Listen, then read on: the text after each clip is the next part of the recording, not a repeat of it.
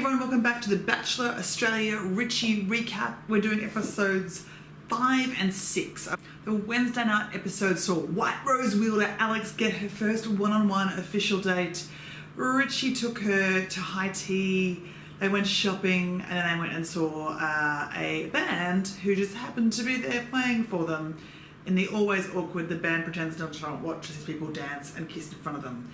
Alex was emphatically, enthusiastically ready to have his babies on the spot.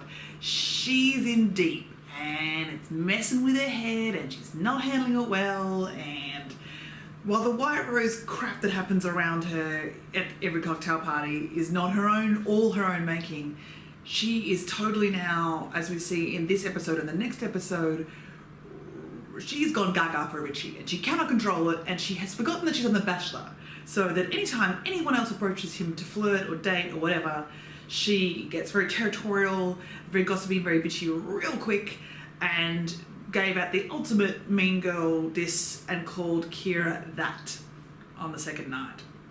As in, why would you want to date that? Which is like, that's just harsh, man. That's just real cold. The next day, the group date was the baby date where they got the animatronic babies, and Megan, Noni, Sasha and Nikki, all four of them had to look after the babies. Hilarity ensued. I'm with Megan and Noni, who were just like, whatever, let's just put this thing on the golf course and not worry about it. They're my kind of people. Nikki took it very seriously in that she was very attentive to the plastic demon baby child, and it somehow from that knew that she was the most caring, best mother contestant ever, and so it gave her the time to spend with him. They went back to Richie's batch pad where they shared another kiss, and you can actually see a little bit that these two are keen on each other. So I was kind of, it was the most relaxed we've seen Richie yet on their date, and the most natural, which is saying something because he's not been natural all season. The usual cocktail party trifecta of white roses and all that drama, Kira and drama, and then also brunettes go home. And that was kind of the cocktail party.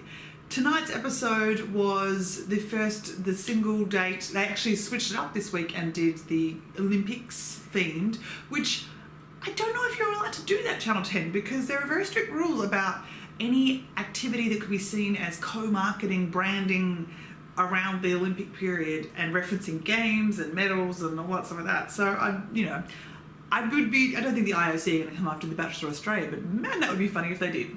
They had the games, there was various challenges. They had to dress up as boxing kangaroos and box each other. They had to go in giant Zorb balls and like run faster than the other person. I just wasn't patient for it tonight. I just didn't care.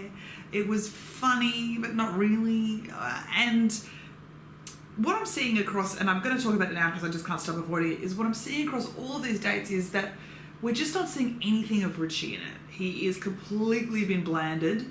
And any spark of personality that we all kind of fell in love with last year on his journey with Sam Frost has gone, and he is so rehearsed and so scripted, and every line feels like he's practiced it 5 times. So when he talks to them and says, I want to know if our chemistry is not just chemistry but also compatible, and can this relationship ignite a fire, and he just uses the most scripted similes and metaphors and analogies, and it's nothing that he would really say in real life. And it's really jarring as a story. And this is what this show is, and this is in a way why I like the Bachelor shows, because I find the story construct to be fascinating. How they build it, how they bring in the characters, how they mould and manipulate. What they've failed to do in the moulding manipulation of all these side characters like the Alexes and like the Kiras is tell Richie's story and give us a character. Richie is nothing. There's just vacuum. There's just a shallow hunker man, and that's great. Yes, we want him to be attractive and hot and blonde abs, but there isn't a connection beyond that. And we're into week 5 and 6. Well, day 5 and dates 5 and 6 now, and it's showing every date that we go on that we hear less of his personality and less of realness from him.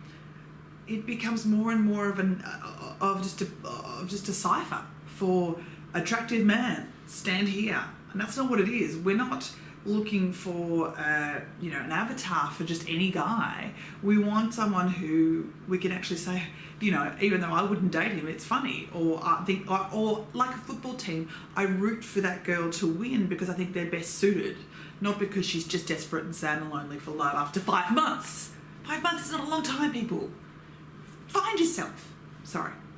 The final date was a one-on-one date with Noni, who was actually good. She threw some questions at Richie about why he wanted love. He said he was lonely. But then they really cut away again. They cut away really quickly to back to the house. And that's the other thing. We seem to be doing a lot of commentating on the action as opposed to having the action.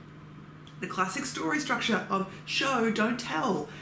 In this season, we're telling us everything. You're telling us about these battles. You're telling us about the feelings these characters have. We're not seeing them. We're not feeling them. In a way, I think that's kind of why I like the US one, because they are so embracing of how evil and manipulative they are and how much they are driving the show and everything like that. But the Australian one seems to be almost like this pretense that Richie organises the dates is ridiculous, and it annoys me every time we spend even more than a moment's notice on it when these girls are so appreciative of what he's done. He hasn't done shit. You know it as the viewer, I know it as the viewer, Richie knows it as the guy, and the girl knows it. So I don't understand why we can't appreciate that this is a nice date without going, oh my God, Richie, what you've done is amazing. He did nothing. Come on, people. And I think that typifies the whole process this year for me.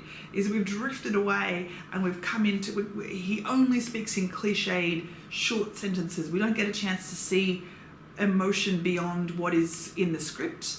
And I feel like we're really sticking to plot points this year, and that we have our girls all sorted out, but our central figure, being Richie, is just. He is the mirror that everybody's hitting at, and he has got no personality of his own, and I'm really frustrated by it. It's just missing the mark this year a lot bit. So sometimes this happens. I'd be interested to see if once we cull away the girls a bit more and get down to the people that he's actually genuinely interested in, whether that rectifies itself and we see a bit more of the real Richie. But what we're missing to keep me tuning back in each week is that, and I think that's a mistake in trying to have these villains who will not stay. Kira is not going to win this. I'm sorry, she's not. Neither is Rachel. Neither are the few people who are these characters we've got right now. But underneath it in there's people who are going to, of course, come to the fore.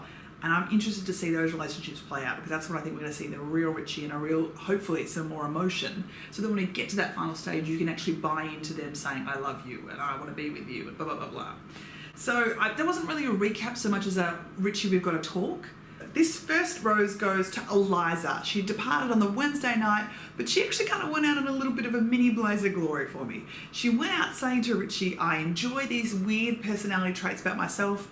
I admit that I'm a bit of a weirdo, but that's me. It's who I am. Love me or leave me. Well, not leave me. She didn't ask her to leave me, but she said love me and kind of gave him a weird blue felt rose. But it was great. I kind of liked the message that sent of, yeah, I know I'm weird and I enjoy that about myself. So you be weird, you, Eliza. You stick up with your weirdness. That's for you. Rose 2 is going to go to Kira. Now, Kira has become the character that's standing out and being talked about in the media, and there's been a whole lot of stuff about her whole background. I don't care about that. I didn't need to know that. It's not that I'm against the tabloid journalism of all. I think it's a cycle that has to exist for these kind of shows, but I don't care. I care about the fact that she's a great camera talent. I care about the fact that she's half the time what she's saying is I agree with, in that her dissatisfaction with having to dress up again as a boxing kangaroo just to spend a bit of time with Richie was, I'm there with you, girl. I don't need to do it either. I feel you. Kira, I do wish you would stick to the almost meta-esque commentary of your participation in, as opposed to slandering other women. I wish you could just be that version of Kira and not the version that is all like, I can't believe you want to be with that bogan. No, no, no. No, no, no. And my final rose, I'm actually going to give to Alex, because for all the drama and the frustration I experience with her, at least she's doing something interesting. In terms of, I don't think she's intentionally doing it herself. It's not an actual effort, I think. But her meltdown is providing us with some action, some plot, some forward momentum. And it's kind of keeping me not interested. I hate to say I'm circling around because I want to see her the meltdown, but I am. Leave comments below if you agree, if you disagree, if you think I'm being incredibly harsh and that Richie is a beautiful, special soul who needs to find love and I'm just missing the whole point of this, Or yeah, I'm interested to hear your thoughts. Subscribe to the channel and we'll talk next week.